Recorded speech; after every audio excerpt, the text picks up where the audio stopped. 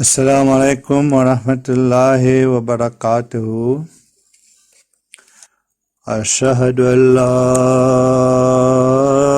ilaha illallah wahdahu la sharika lahu wa nashhadu anna Muhammadan abduhu wa rasuluh. Amma ba'du fa'udhu billahi minash shaitanir rajim. Bismillahirrahmanirrahim. Alhamdulillah Rabbil Alameen Ar-Rahmanir-Rahim Maliki Yawmiddin Iyyaka na'budu wa iyyaka nasta'in اهدنا الصراط المستقيم صراط الذين أنعمت عليهم غير المغضوب عليهم ولا الضالين.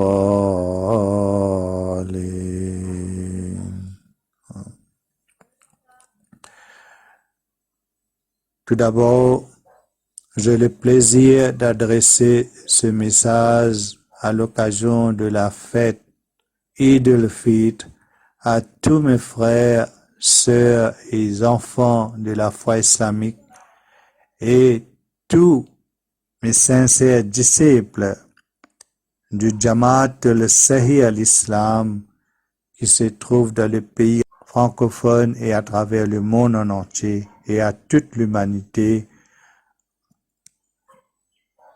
Je leur souhaite à tous Assalamu alaikum wa rahmatullahi wa barakatuhu. Eid al-Fitr Mubarak. Eid al-Fitr est l'un des jours de fête du monde islamique et marque la fin du Ramadan, qui est un mois de sacrifice et de dévotion. En ces jours d'Eid al-Fitr, il est interdit aux musulmans de jeûner, de garder le carême, le Ramadan, de faire le Ramadan. Ce jour-là, il est l'invité de son Seigneur et il doit se montrer heureux, manger et boire. Il doit aussi rendre grâce à son Seigneur, à son Rabb, pour tous les bienfaits que lui sont octroyés. De par le monde islamique, l'Eid al-Fitr est célébré dans la ferveur, la joie populaire. C'est un jour de réconciliation qui efface le rancune familiale, un jour de fête pour tous, même les plus démunis qui bénéficient de la générosité des croyants, mais ce qui rend plus heureux le croyant en ce grand jour, c'est l'espoir d'obtenir l'agrément d'Allah, le Très-Haut, comme dans les hadiths, c'est-à-dire les paroles du saint prophète de l'islam, notre bien-aimé prophète, Hazrat Muhammad sallallahu alayhi wa sallam. Je cite ceci ci-dessus. Hazrat Anas rapporte que notre bien-aimé prophète Hazrat Muhammad sallallahu alayhi wa sallam a dit: lorsque le soir de Laylatul Qadr arrive, L'ange Gabriel, Hazrat Jibril alayhi salam, accompagné d'un groupe d'anges descendant et envoie des bénédictions et demande grâce pour la personne qui est plongée dans l'adoration d'Allah, dans l'ibadat. Qu'elle soit debout ou assis. Et lorsqu'on arrive le jour du Eid al-Fitr, Allah est content et demande aux anges ce qu'ils pensent au sujet de ceux qui ont pris pendant cette nuit bénie de Laylat al-Qadr. Les anges répondent: Ô Seigneur, donne-leur plein de récompenses. Allah Tabarak wa Ta'ala dit: Ô mes anges, mes serviteurs, après qu'ils sont sortis de ce pour aller à l'Idgah, pour demander le droit de supplication, j'ai fait le serment sur mon honneur, ma pitié, ma faveur et ma grandeur, que j'accepterai leur doigt. Puis Allah Tabarak wa Ta'ala dira: Ô mes serviteurs, retournez chez vous, je vous ai pardonné et j'ai couvert vos mauvaises actions en bonnes actions. Notre bien-aimé prophète Hazrat Muhammad sallallahu alayhi wa sallam a dit que lorsque les croyants retournaient du lieu qu'ils ont accompli le namaz de salat, la prière de Eid al-Fitr, leurs péchés seront pardonnés. Ça se trouve dans le Mishkat Sharif. L'Eid est certes pour nous, les musulmans, un moment de joie si l'on considère l'accomplissement du commandement d'Allah pendant le mois de Ramadan.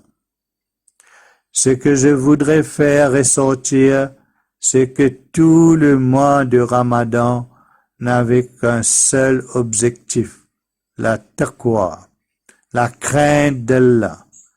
Si cette crainte fait maintenant partie de nous, c'est que ce mois de jeûne a été un succès total. Nous allons pouvoir récolter le long de cette année le fruit de ce précieux acquis. Le Ramadan n'est point un fin en lui-même. Il est le début pour certains et la continuation pour d'autres de la consolidation de cet état de crainte du Seigneur afin que la récolte soit perpétuelle. Le croyant doit aussi honorer le lien sacré qui l'unit au Tout-Puissant et ne doit pas créer des circonstances qui pourraient engendrer la moindre dissension au sein de la communauté d'Allah. Sa lutte pour promouvoir l'unité lui vaudra une récompense exceptionnelle quand ses efforts profitera ceux qui viendront après lui. Car ces derniers prendront l'exemple de ses efforts constants pour faire de ce monde un havre de paix où chaque jour qui passe devient un moment d'Eid, qui se répète encore et encore au vu de tout un chacun.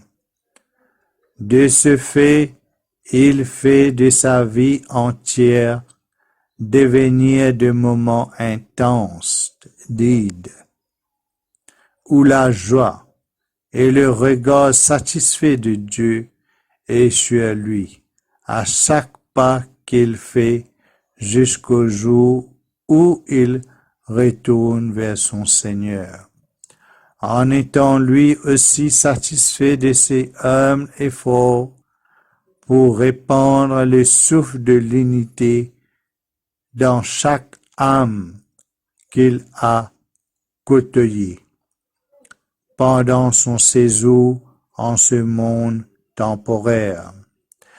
Vivre ou mourir dépend uniquement du décret d'Allah.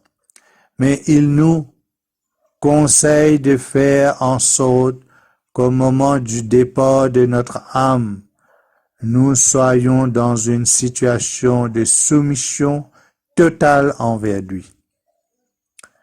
Il s'agit donc d'être dans cette situation en permanence. Que nos jours en tant que musulmans deviennent de vrais ides pour nous, que toute haine, c'est-à-dire quand toute la haine est effacée de notre cœur et que nous prenons refuge sous la coupole d'Allah et Dieu de Tout-Puissant pour vivre notre vie en harmonie selon ses commandements, Inch'Allah Ta'ala al-Aziz. Amin, summa amin, Ya Rabbul Alamin. Encore une fois, je vous souhaite à vous tous Assalamu alaikum wa rahmatullahi wa barakatuh. Eid al-Fitr Mubarak.